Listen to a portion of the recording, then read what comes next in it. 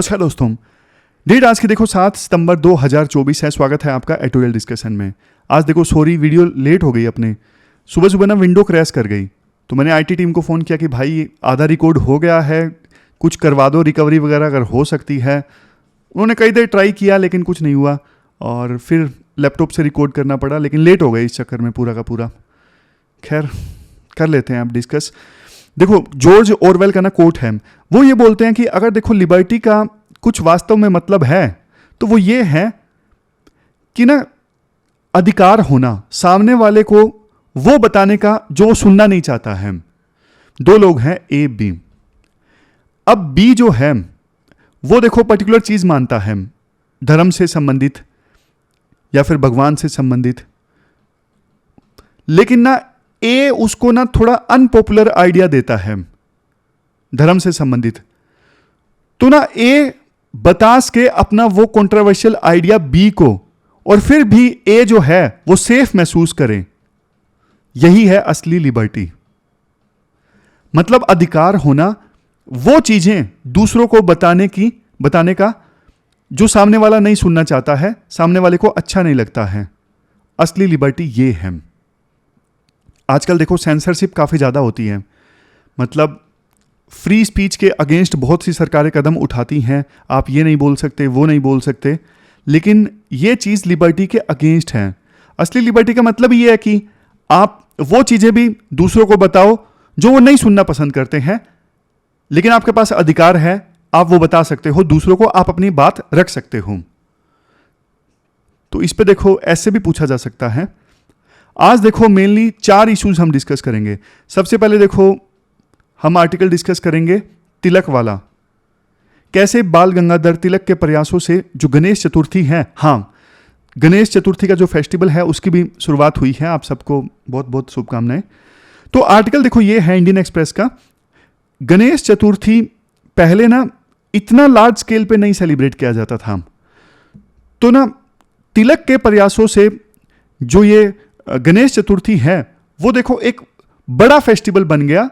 पहले सिर्फ एक दिन के लिए सेलिब्रेट किया जाता था, लेकिन बाद में इसे 10 दिनों के लिए सेलिब्रेट किया जाने लगा। तो ऐसा क्या किया तिलक ने और क्यों किया, तो वो हम डिस्कस करेंगे फर्स्ट आर्टिकल में।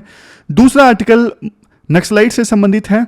तीसरा आर्टिकल आज का एक कमेटी रिपोर्ट काफी फेमस हो रही है। केरला में हेमा कमेटी की रिपोर्ट आई, मलयालम फिल्म इंडस्ट्री में भूचाल आ गया।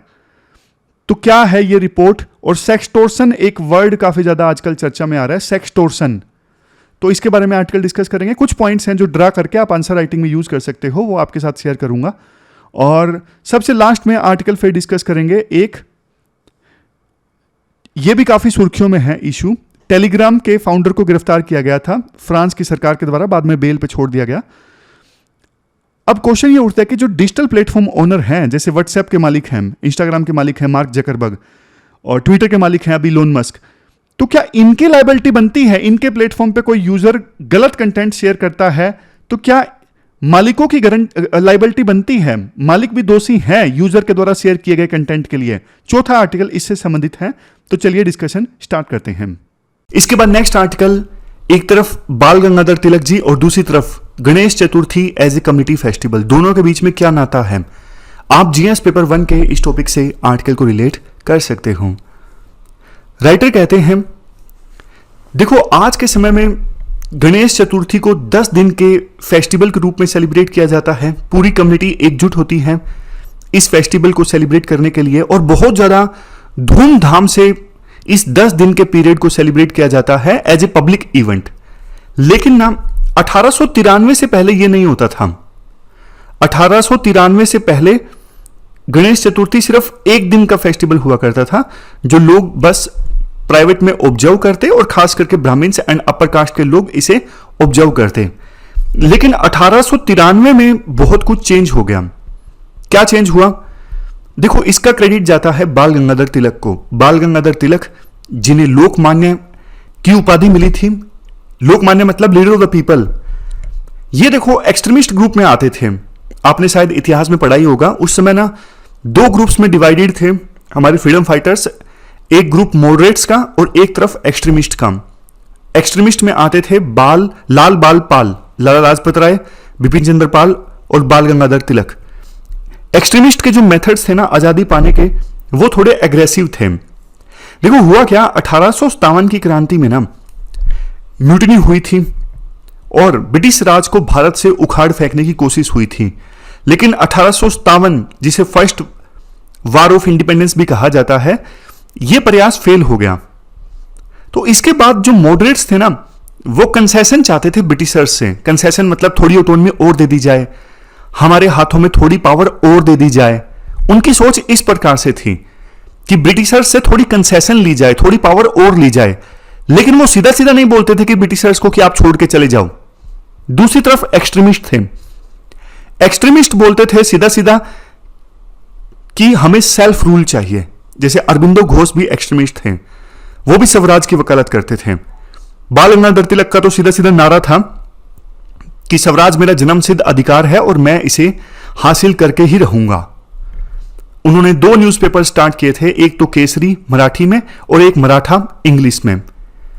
और बाल गंगाधर तिलक बहुत जबरदस्त स्पीच देते थे और बहुत ही ज्यादा, गांधी के आने से पहले ना सबसे बड़े लीडर थे बाल गंगाधर तिलक, गांधी के आने से पहले। और इनका जो स्लोगन है Swaraj is my birth right and I shall have it, ये बहुत ज्यादा फेमस हुआ था। बहुत जबरदस्त मास लीडर थे। तो ना वहां पे ना उस समय अंग्रेज क्या बोला करते थे कि यार तुम लोग तो गवार हो, हम तुमको सभ्य बनाने आए हैं, ये हमें डिवाइन मिशन मिला है, भगवान ने हमें भेजा है ताकि आप जैसे गवार लोगों को हम सिविलाइज बना सके, आप जैसे गवार लोगों को हम सभ्य बना सके। तो ये नैरेटिव प्रेजेंट किया जाता था ब्रिटिशर्स के द्वारा। और कुछ इंडिया में कुछ लोग इसे मान भी लेते थे कि हाँ यार ब्रिटिशर्स जो हैं वो तो हमें सुधारेंगे और उनके यहां आने से बहुत फायदा हुआ है हमको। लेकिन हमारे जो महान लीडर्स थे ना उस समय, जैसे बाल गंगाधर तिलक, उन्होंने ना ये बताना स्टार्ट किया कि भैया आपसे हमें सीखने की जरूरत नहीं है, हमारी ऑलरेडी हमारी सिविलाइजेशन बहुत ज्यादा महान रही है। बाल गंगाधर तिलक ने ना जो अपने पुराने हीरोज हैं ना, उनमें और ज्यादा प्राइड महसूस करवानी स्टार्ट की जनता से। जैसे छत्रपति शिवाजी महाराज जी हैं, जनता को बोला कि आप इनको याद करो, ये कितने वीर लोग थे, इनसे प्रेरणा प्राप्त करो। उसी प्रकार से तिलक ने ना यूथ से आह्वान किया कि जैसे गणेश चतुर्थी का ये फेस्टिवल है, ये हमारी विरासत है, ये हमारी सभ्यता है, इस पर हमें गर्व है, हम इसे सेलिब्रेट करेंगे बढ़िया ढंग से ताकि ब्रिटिशर्स को दिखाया जा सके कि हमारी सभ्यता आपसे ज्यादा अच्छी है, हमारा कल्चर आपसे कहीं ज्यादा अच्छा है। तो गणेश चतुर्थी को 1893 के बाद से बड़े धूमधाम से 10 दिनों के फेस्टिवल के तौर पे सेलिब्रेट किया जाने लगा। अब इस फेस्टिवल के दौरान जो नेशनल सॉन्ग्स थे वो बजाए जाने लगे ताकि लोगों में पेट्रियोटिज्म की जो भावना है वो और ज्यादा अच्छे से कूट कूट के भरी जा सके।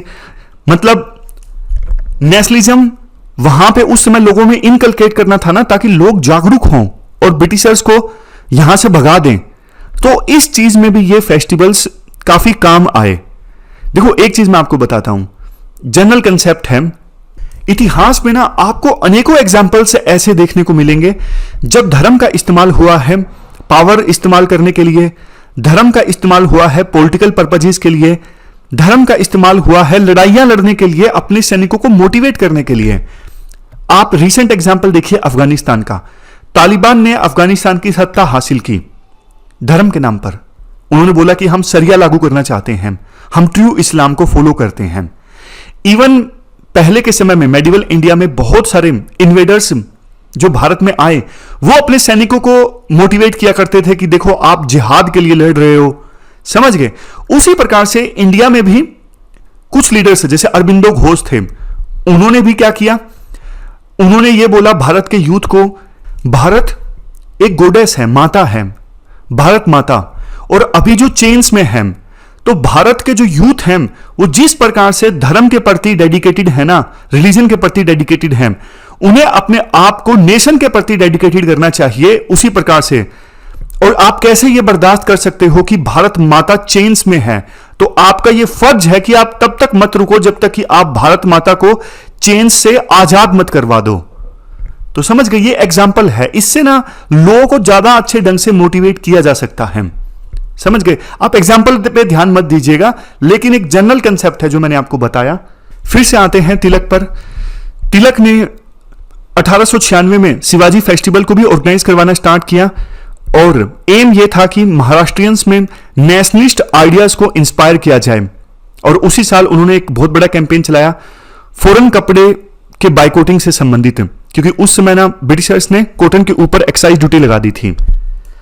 इसके बाद आर्टिकल में देखो ये कहा जाता है कि तिलक ने जो ये किया ना, जोर शोर से गणेश चतुर्थी को एज ए कम्युनिटी फेस्टिवल के तौर पे सेलिब्रेट किया, इससे ना थोड़ा सा कम्युनलिज्म बढ़ गया।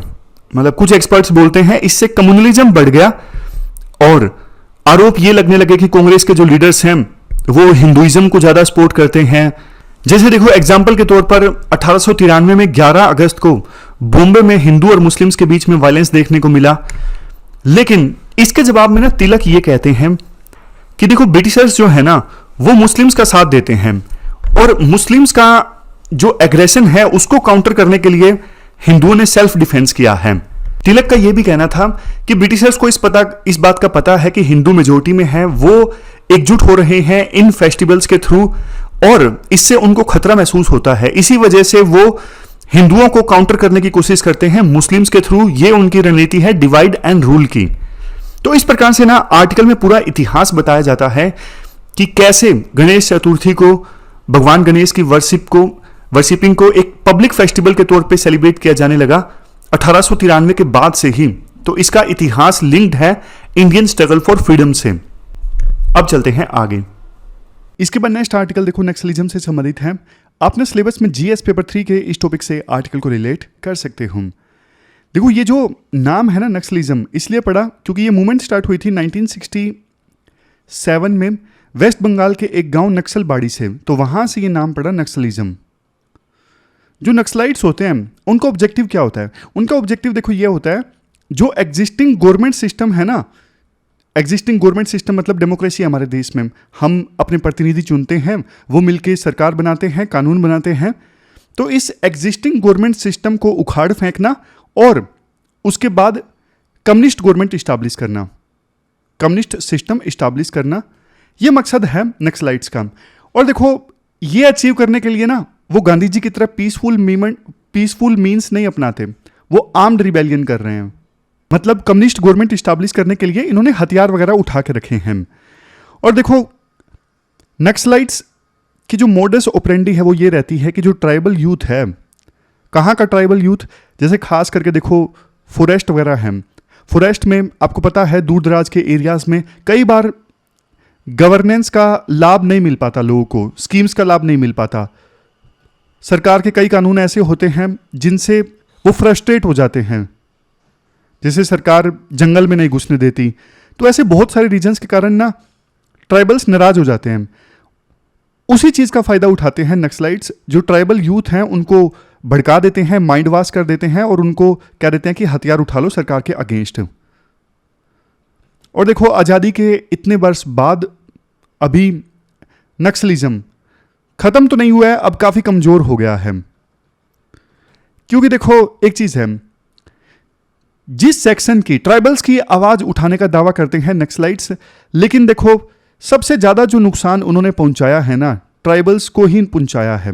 क्योंकि ट्राइबल्स बेचारे देखो ना इधर के रहते हैं ना उधर के, सरकार और नक्सलाइट्स के बीच में लड़ाई में कई बार फंस के रह जाते हैं। अगर सरकार को इन्फॉर्मेशन देते हैं तो नक्सलाइट्स उन्हें दबाते हैं, टॉर्चर करते हैं, तुमने इन्फॉर्मेशन सरकार को क्यों दी। और सरकार को अगर वो इन्फॉर्मेशन नहीं देते हैं तो सरकार अत्याचार करती है। तो क्रॉस फायर में जो इनोसेंट ट्राइबल्स हैं वो कई बार आ जाते हैं। और देखो वो इस चीज़ का डेवलपमेंट आने में नहीं देना चाहते नक्सलाइट्स, क्योंकि उनको पता है डेवलपमेंट आ गई, स्कीम्स का लाभ मिलना स्टार्ट हो गया ट्राइबल्स को, तो फिर देखो हमारी बात कौन सुनेगा, हमारा होल्ड कम हो जाएगा। इसलिए जानबूझ के ना वो दूर दराज के जो एरियाज है ना जहां पे नक्सलिज्म अभी एक्टिव है वहां पे डेवलपमेंट नहीं आने देना चाहते, रोड नहीं बनने देना चाहते, स्कूल नहीं बनने देना चाहते, क्योंकि ना पता है ये सब बन गया, इंफ्रास्ट्रक्चर क्रिएट हो गया तो हमारा पावर, हमारा होल्ड कम हो जाएगा। तो ये तो मैंने आपको थोड़ा एक ब्रीफ में बैकग्राउंड बता दिया। अभी देखो हुआ क्या है, एक सेकेंड ये इसको ठीक कर लेते हैं, आज लैपटॉप से रिकॉर्ड कर रहे हैं ना। हाँ अभी हुआ क्या है, हुआ देखो ये है कि कंटेक्स्ट है 2024 में ना 159 जो माओइस्ट के कैडर है ना वो मारे गए हैं एंटी नक्सलाइट ऑपरेशंस में, 159। 2021 अप्रैल और अप्रैल 2023, इन 2 महीनों में ना नक्सलाइट्स ने बड़े अटैक्स किए थे पैरामिलिट्री फोर्सेस के ऊपर, लेकिन उसके बाद तो पैरामिलिट्री फोर्सेस और पुलिस ने अच्छे से कोऑर्डिनेशन किया एंटी नक्सलाइट ऑपरेशंस चलाने के लिए, और अब नक्सलिज्म काफ़ी ज़्यादा कमज़ोर हो गया है। अब देखो सबसे स्ट्रॉन्ग एरिया नक्सलाइट्स का है साउथ छत्तीसगढ़ का बस्तर रीजन। बाकी देखो कुछ राज्यों में नक्सलिज्म है तो सही, जैसे झारखंड, बिहार, उड़ीसा, महाराष्ट्र, लेकिन वहाँ पे उतना एक्टिव नहीं है जितना कि साउथ छत्तीसगढ़ में है। प्रेजेंस है बट उतनी स्ट्रॉन्ग प्रेजेंस नहीं है। और देखो ट्राइबल्स अब कम सपोर्ट कर रहे हैं नक्सलाइट्स को, इसी वजह से इंटेलिजेंस अब ज़्यादा बेहतर ढंग से मिल जाती है पुलिस को और पैरामिलिट्री फोर्सेस को, और वो ज़्यादा बेहतर ढंग से ऑपरेशंस चला पाते हैं। बिना इंटेलिजेंस के तो देखो वो ऑपरेशंस चला ही नहीं पाएंगे ना, तो कहीं ना कहीं स्पोर्ट बेस जो है नक्सलिज्म का वो कमज़ोर पड़ रहा है। ये सबसे बड़ी चीज़ है। इसके बाद देखो राइटर ये बोलते हैं छत्तीसगढ़ ने ना एक ऑपरेशन चलाया, ऑपरेशन प्रहार। अब ये जो ऑपरेशन है ना, ऑपरेशन प्रहार, बहुत सारे नक्सलाइट्स को मार गिराया गया इस ऑपरेशन के अंतर्गत। बट देखो कुछ जो सिविल सोसाइटी के एक्टिविस्ट हैं ना, जो ट्राइबल्स के लिए आवाज उठाते हैं, उनका यह कहना है हमें भी टारगेट किया गया इस ऑपरेशन के अंतर्गत। देखो इतना तो सरकार को ना इंश्योर करना होगा कि ट्राइबल्स की कोई आवाज उठाना चाहता है एक्टिविस्ट, तो उसे परेशान ना किया जाए। एक ना बैलेंस स्टैब्लिश करने की आवश्यकता है, security needs versus human rights. क्योंकि ना इस प्रकार से अगर सिविल सोसाइटी के एक्टिविस्ट को सरकार टारगेट करेगी ना, तो ये काउंटर प्रोडक्टिव हो सकता है। काउंटर प्रोडक्टिव इसलिए हो सकता है क्योंकि अभी नक्सलाइट्स का जो सपोर्ट बेस है वो कमजोर पड़ रहा है, जैसे मैंने आपको बताया, अब कम सपोर्ट उनको मिल रहा है। लेकिन अगर सरकार ऐसे निर्दोष लोगों को तंग करेगी तो फिर वो फिर से उनको सपोर्ट मिलना स्टार्ट हो जाएगा। देखो नक्सलाइट्स का सपोर्ट बेस इसलिए भी कम हुआ है क्योंकि इतने साल हो गए वार चलते चलते, मतलब इतने सालों से उन्होंने हथियार उठा के रखे हैं, अभी तक कोई रिजल्ट नहीं निकला। तो एक लेवल के बाद देखो ट्राइबल्स को भी समझ में आ गया है कि कुछ होना जाना है नहीं, और वैसे ही जान गंवा के कोई फायदा नहीं है, तो इसलिए इनका जो सपोर्ट बेस है वो कमजोर हुआ है। अब सरकार को देखो ये चाहिए कि जिन रीजन में अभी भी नक्सलिज्म एक्टिव है ना, वहां पर भी जो गवर्नेंस के फ्रूट्स हैं वो पहुंचे, स्कीम्स का लाभ मिले, बिजली, पानी, जो बेसिक जरूरतें हैं ट्राइबल्स की वो पूरी हों, अननेसेसरली उन्हें तंग ना किया जाए। कि देखो क्योंकि देखो ट्राइबल्स के लिए ना 3 चीजें सबसे ज्यादा जरूरी है, जल, जंगल और जमीन। सरकार जब देखो ट्राइबल से ये सब चीजें छीनने की कोशिश करती है ना, तो फिर ट्राइबल्स तंग होके फिर वो झांसे में आ जाते हैं, हथियार उठाने के लिए कई बार उन्हें मजबूर कर दिया जाता है। तो अब सही समय है, नक्सलाइट्स को भी ये समझ लेना चाहिए कि आपकी आइडियोलॉजी कोई काम नहीं कर रही है। अब आप जो मेन स्ट्रीम में आ जाओ, डेमोक्रेसी में विश्वास करो। अगर आपको कोई नाराजगी है सरकार से तो आप इलेक्शन लड़ो, डेमोक्रेसी में पार्टिसिपेट करो, ये सबसे बेहतर ऑप्शन है आपके लिए। वैसे एक क्वेश्चन मैं आपसे पूछता हूं, आप एक डिस्ट्रिक्ट के डीएम हो जहां पे देखो नक्सलिज्म अभी भी एक्टिव है, तो आप कौन सी अप्रोच को प्रायोरिटी दोगे? क्या आप मिलिट्री मीन्स से नक्सलिज्म खत्म करने की कोशिश करोगे, या फिर आप डेवलपमेंट की सहायता से नक्सलिज्म को खत्म करने की कोशिश करोगे? आपकी प्रायोरिटी क्या होगी? इस क्वेश्चन का आंसर दीजिएगा, अच्छे से दीजिएगा, मतलब थोड़ा कुछ एक्सप्लेन भी कीजिएगा, लॉजिक जरूर बताइएगा, आप जो आंसर दे रहे हो उसके पीछे का लॉजिक क्या है। इसके बाद नेक्स्ट आर्टिकल देखो सेक्सटोर्शन से संबंधित है। अपने सिलेबस में जीएस पेपर 1 के वुमेन रिलेटेड टॉपिक से इस आर्टिकल को रिलेट कर सकते हो। देखो जनवरी 2024 में ना ग्वालियर में एक केस सामने आता है जिसमें ना सीड डेवलपमेंट कॉर्पोरेशन में ना जॉब्स के लिए इंटरव्यू चल रहा था, और इंटरव्यूअर के द्वारा ना 3 फीमेल कैंडिडेट से ये कहा जाता है कि जॉब तो आपको मिल जाएगी लेकिन इसके बदले में ना आपको सेक्सुअल फेवर्स देने होंगे। हालांकि देखो इस केस के बाद लड़कियों ने पुलिस कंप्लेंट फाइल की और इंटरव्यूअर को पकड़ लिया जाता है। ये तो देखो एक केस की बात हुई, न जाने हमारे देश में कितने सेक्सटोर्शन के केसेस होते हैं डेली, कुछ तो सामने भी नहीं आते।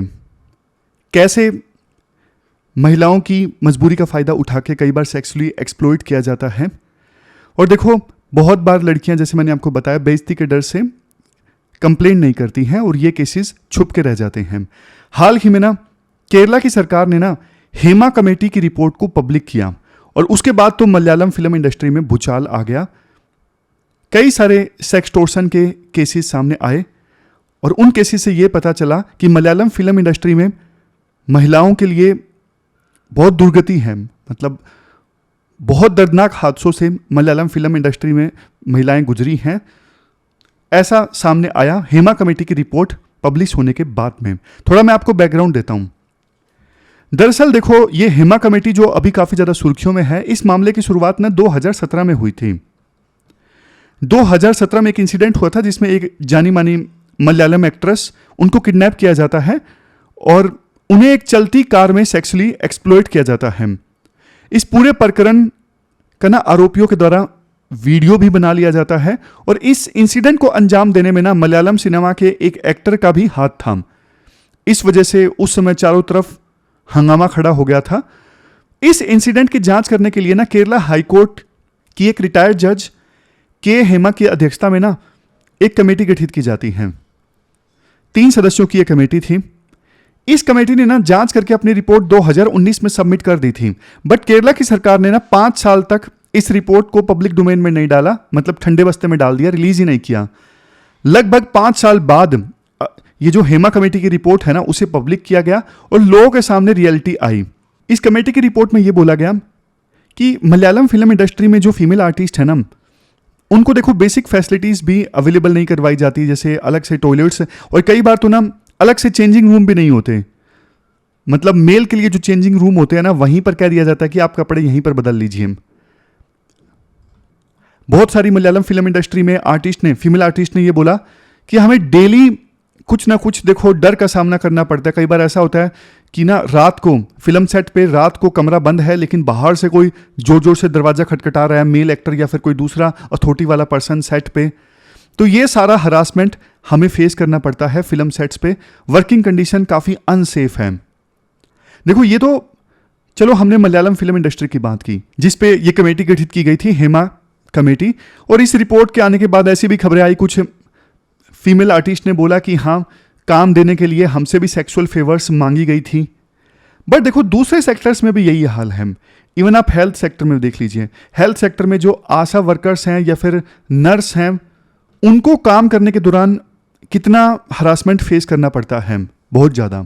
कई बार पेशेंट्स, कई बार अटेंडेंट्स और कई बार दूसरा जो मेडिकल स्टाफ है वो देखो हरासमेंट करता है। जैसे अभी ये आरजी कर हॉस्पिटल का केस देख लीजिए। जो रेजिडेंट डॉक्टर थी, 36 घंटे उन्होंने ड्यूटी की। ड्यूटी के बाद वो आराम करना चाहती थी, लेकिन आराम करने के लिए रूम नहीं था, तो सेमिनार हॉल में वो आराम करने के लिए चली गई और वहीं पे दुखद हादसा इनके साथ में हुआ। तो कहने का मतलब देखो ये है, हेल्थ केयर सेक्टर में भी जो सेपरेट फैसिलिटीज फीमेल डॉक्टर्स के लिए होनी चाहिए, फीमेल स्टाफ के लिए होनी चाहिए, वो नहीं होती। एजुकेशन सेक्टर का भी यही हाल है। एजुकेशन सेक्टर में कई बार प्रिंसिपल या फिर जो मैनेजमेंट स्टाफ होता है, कई बार फीमेल टीचर से सेक्सुअल फेवर मांगता है। जो पक्की, ये जैसे नागपुर का केस है अभी हाल ही का, नागपुर में एक फीमेल टीचर से सेक्सुअल फेवर मांगी गई जॉब परमानेंट करने के नाम पे। कितने भी सेक्टर्स आप उठा के देख लीजिए, कॉर्पोरेट सेक्टर में भी ऐसे केसेस सामने आते हैं। देखो, बात वही है। इवन और भी एग्जांपल देख लीजिए, आगे बढ़े उससे पहले कंस्ट्रक्शन साइट्स का एग्जांपल। चलो, अभी तो हमने ये फॉर्मल सेक्टर के केसेस की बात की। जो इनफॉर्मल सेक्टर है, जैसे कंस्ट्रक्शन साइट पे महिला मजदूर काम करती हैं, उनके साथ कितना सेक्सुअल हरासमेंट होता है। डोमेस्टिक वर्कर्स, घर में जो काम करने के लिए जाती हैं महिलाएं एज ए डोमेस्टिक वर्कर, झाड़ू पोछा बर्तन, उनके साथ सेक्सुअल हरासमेंट के बहुत केसेस सामने आते हैं। ये लोग तो देखो इनफॉर्मल सेक्टर में इतनी केसेस की रिपोर्टिंग भी नहीं होती। वैसे सरकार ने देखो अपनी तरफ से कानून बनाए हैं।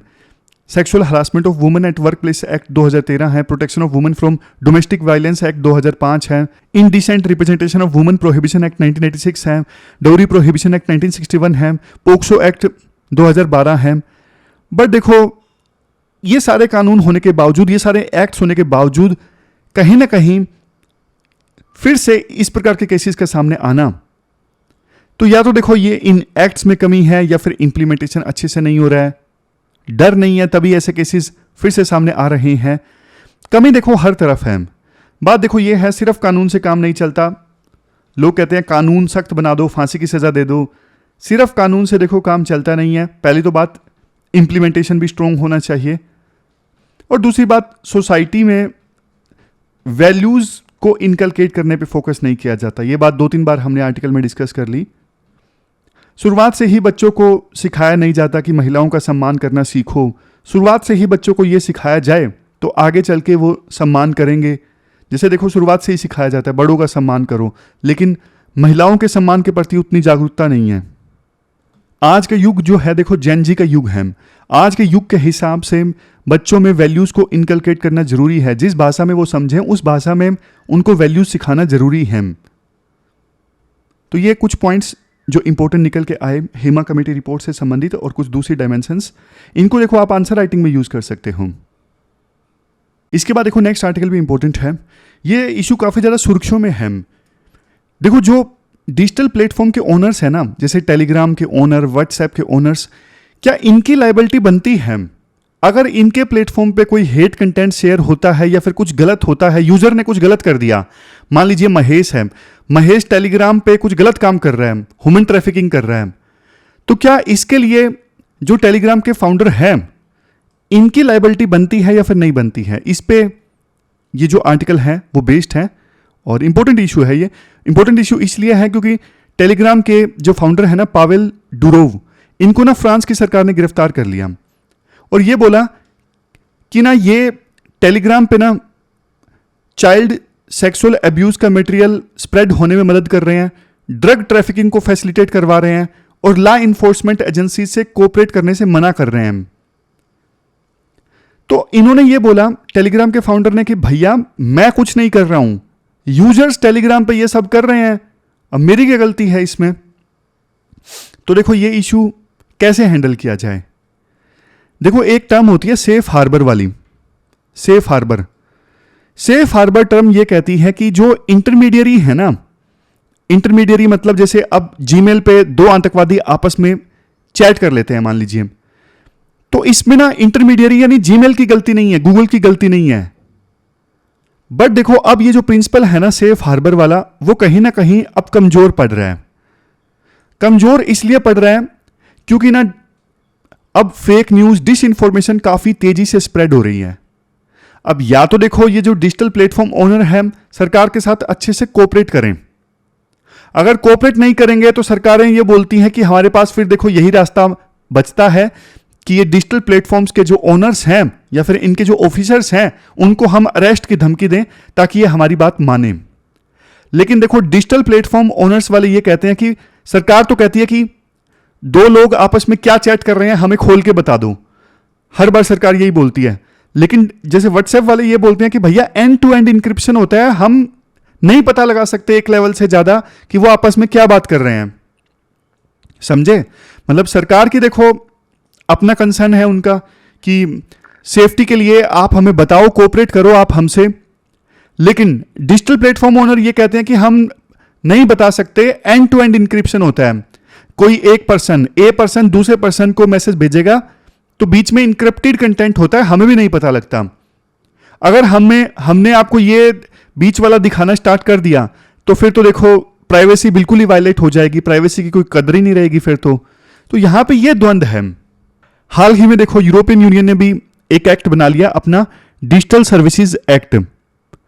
तो कुछ लोग देखो ये बोलते हैं ये जो यूरोपियन यूनियन ने डीएसए बनाया है ना, ये एक अटेम्प्ट है बड़े डिजिटल प्लेटफॉर्म्स को रेगुलेट करने के लिए, तो ये फ्री स्पीच के अगेंस्ट होगा, कुछ लोग ये बोलते हैं। लेकिन दूसरी तरफ के एक्सपर्ट्स ये बोलते हैं कि भैया कोई तो कानून बनाना पड़ेगा ना इन डिजिटल प्लेटफॉर्म्स को रेगुलेट करने के लिए, अदरवाइज तो ये बात मानेंगे ही नहीं और डिसइंफॉर्मेशन जो है वो ऐसे ही स्प्रेड होती रहेगी।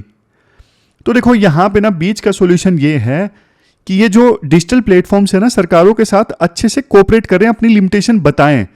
जैसे ब्राजील की लड़ाई चल रही है अभी ट्विटर के साथ में, ब्राजील ने बोला कि कंप्लायंस ऑफिसर नियुक्त करो, ट्विटर ने बोल दिया नहीं नियुक्त करेंगे।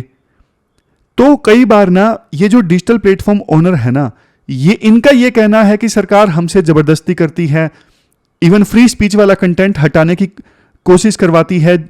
सत्ता में जो पार्टी होती है ना वो अपने विरोध का कंटेंट ट्विटर पे फेसबुक से हटवाने की कोशिश करती है। एग्जाम्पल दे रहा हूं सिर्फ समझने के लिए, जैसे बीजेपी सत्ता में है, वो ट्विटर को बोलेगी कि कांग्रेस वाला कंटेंट या हमारे खिलाफ नफरत वाला कंटेंट हटा दो, ट्विटर बोलेगा नहीं भैया ये तो फ्री स्पीच है, ये मैं कैसे हटा दूं। तो ये केसेस दुनिया भर की सरकारें फेस करती हैं इन डिजिटल प्लेटफॉर्म्स के साथ में। आपको इंडिया का एग्जांपल देता हूं। इंडिया में आईटी एक्ट 2000 है।